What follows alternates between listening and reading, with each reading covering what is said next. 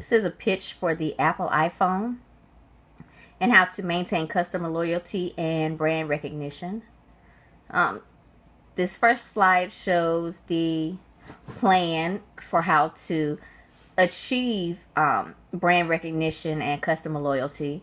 It shows the target market, which is the older and the younger generation, the objectives or goals, which is ultimately to increase revenue by attracting new customers, the building and maintaining customer loyalty through a plan called the iPhone for Life program, and the communications mix or strategy, which is to emphasize the features of the iPhone that would be attractive to new and current customers.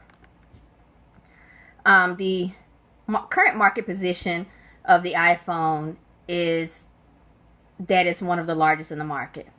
Its biggest competitor right now is the Android platform, who actually holds a larger market share than that of Apple. Apple's market share is below 20%, and Android's is almost 80%. This is likely due in large part to the fact that Apple does no advertising for itself. It leaves the advertising to the retailers that sell its product. This is a SWOT analysis of the iPhone. There are several strengths. Touchscreen. It's very interactive with other devices such as iPod, iPads, MacBooks, and Apple TV. It's easy to use because of its simple touchscreen. It is a recognizable and trustworthy brand. Many individuals look to switch over to Mac products all the time. And the products tend to be quality. They tend to last for a long time. Apple provides excellent customer service when it comes to repairs or replacements. There are also some weaknesses. Most of the time in the business world, you don't see a lot of iPhone. The majority of the business world tend to use and be loyal to the BlackBerry. Obviously, the price of an iPhone isn't small.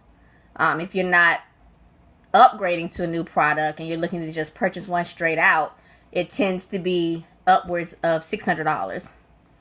Another one of the weaknesses is that the Touch ID technology is sometimes a little shaky, and that's where you use your fingerprint to actually log into the phone. And another weakness is a lot of times if you're looking to replace, say, your charger or your cord, the off-brand or the cheaper brands that aren't Apple brands don't tend to work too well with the iPhone. If they do work, they'll only work for a short period of time, and then they'll just all of a sudden stop working. There are lots of opportunities for an increase in the usage of iPhones. There's increased demand as it is.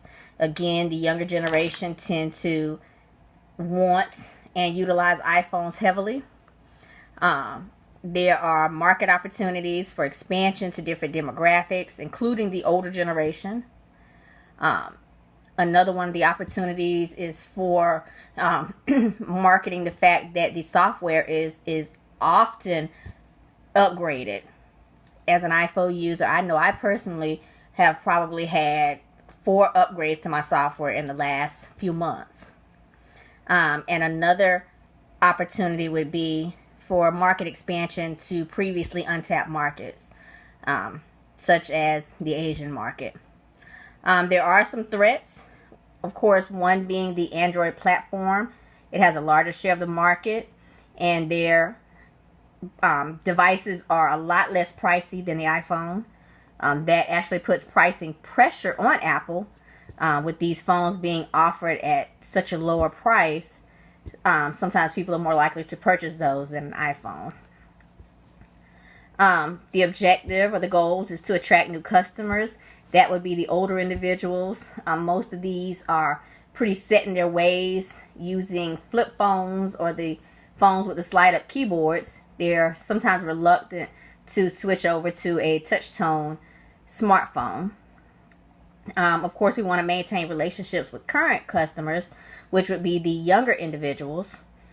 They are the bulk of Apple's market for iPhones currently, and we definitely don't want to lose that. By attracting new customers and maintaining those relationships, our goal is to increase revenues for the firm. In order to market to the older individuals, we would need to emphasize the product features that would be most attractive to them. These would be FaceTime, which allows for individuals to video chat with other iPhone users. That way, if they live, miles away from each other and don't see each other very often, they can chat and see the person while they're chatting with them. Another feature would be iMessaging, which is a free text communication platform for iPhone users to communicate with other iPhone users. And this is done usually over a Wi-Fi connection. Even if the phone doesn't have a data plan or any service to it, as long as they're on a Wi-Fi connection, they can still iMessage other iPhone users. For the younger individuals, we would offer more upgrade opportunities. They're always wanting to upgrade to the newer, more up-to-date and hip model. Offer more colorways. Many like the new pink and the green and the blue and the gold and the silver that are being offered. Offer more of that. In addition, let them create their own colorways. Create their own design. That way they have some input into the product that they're purchasing. In order to build and maintain the loyalty, one, of course, would be the iPhone for Life program. This is currently offered by Sprint and should be offered through other retailers. It's where users are allowed to lease an iPhone for a period of time, and then at the end of that lease period, they can either purchase the phone or trade it in and upgrade to a newer model. This saves them from having to shell out the entire price of an upgrade or the entire price of the phone, period. We should also offer the buy two, get one free. Many of the Android phones and older model phones are offered like this. You buy one or two and you get one free. iPhone has never actually done that.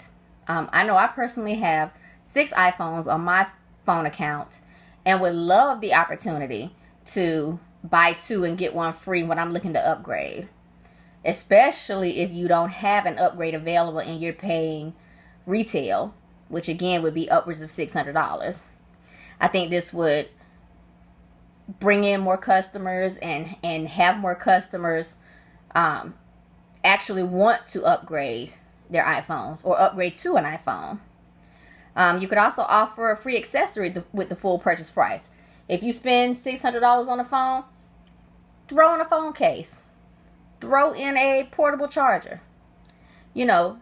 Let the customer feel like you're doing something for them and not them just shelling out $600 or $700 for a new iPhone.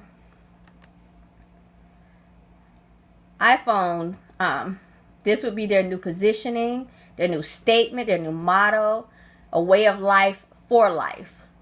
iPhone users for now, users for life. Again, attract them as younger individuals and have them be an iPhone user through their senior years. This is the ultimate goal: obtaining new customers and maintaining customer relationships. And this is just the conclusion. The iPhone, again, their current market position is around 20%. Our goal is to increase that, gain some of that 80% that the Android users currently enjoy.